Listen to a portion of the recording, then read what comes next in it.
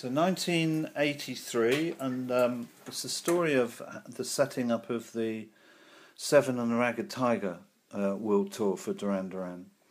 And it all starts at the beginning of October in 83, when boys had been down in Australia recording the album and then beginning to mix it. I'd pretty much the whole of 83 up until now been tour managing Supertramp on a huge world tour with them, the last tour with Roger Hodgson ever appearing with the band live. So a mad 83 for me, because the Supertramp tour finishes in LA on the last day of September, and I literally have 10 days off before starting the Duran Duran tour. But the tour doesn't start. I'm flown into Australia by them to begin the process of setting up their next world tour. And because they're based in Australia, I'm going to base myself in Australia, and I'm going to set up a world tour time-wise, back to front for me, because I've got to talk to England and America. And in Australia, in Sydney, where I'm based, England at this time of year, 9 hours behind. Yeah. And New York, where our US agent is a further 5 hours. So 13 hours, 13 or 14 hours behind. So what I quite often did is I thought 10 hours ahead, but it was the previous day. And that was the beginning of working from the most perfect place I've probably ever set up a tour in my life. I had 4 or 5 weeks there before the beginning of the tour, and the tour kicked off rehearsals first in Sydney, and then an arena tour of Australia before we come back towards Europe. Instead of having a hotel room for 5 weeks, I get a nod from a guy who's running the trendy new club in Sydney, a place called Benny's, and Grant Hilton, the owner, has got a house in his family, on the North Shore, right on the beach, that is empty at the moment, and he rents it out to me.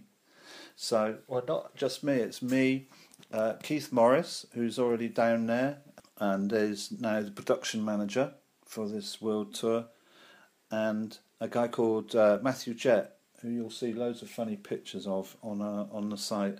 Matthew, I understand, he became the stage manager for this world tour, and I think the band, if Keith reminded me, the band met him on the show they did in the summer while I was doing Supertramp, that they played at Aston Villa Football Club. Did you go to that? No.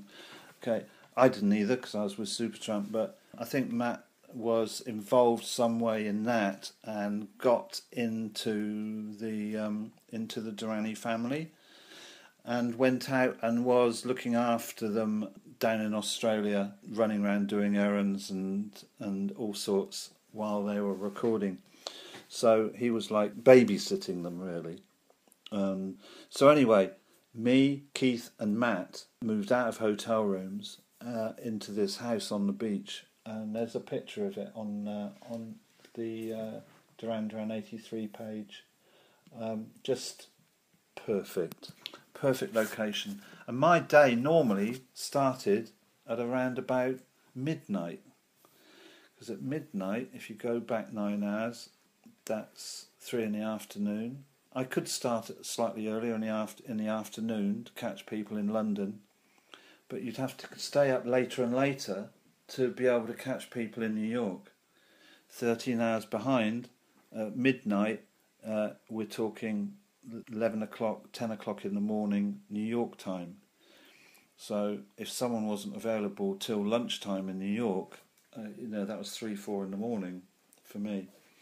So again, without computers or fax machines, most of everything I did, setting up and discussions with the agent and with travel agencies, both in London and New York, were all done by phone.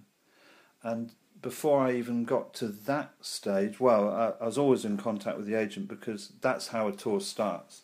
I mean, an agent will book a tour, he'll normally check it with the tour manager to make sure logistically the production and the band can get from A to B to B to C to C to D before firming up the dates.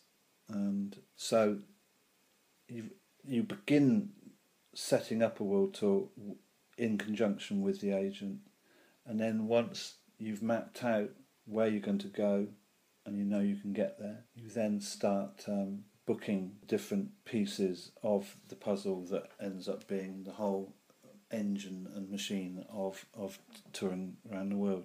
So I got I hired a motorbike and lived out on the North Shore and had a whale of a time, really, setting up this tour. It's a really relaxing part of my life, and I needed it, actually, personally, after the huge tour that I'd just done with Supertramp. And we had some great times in Australia.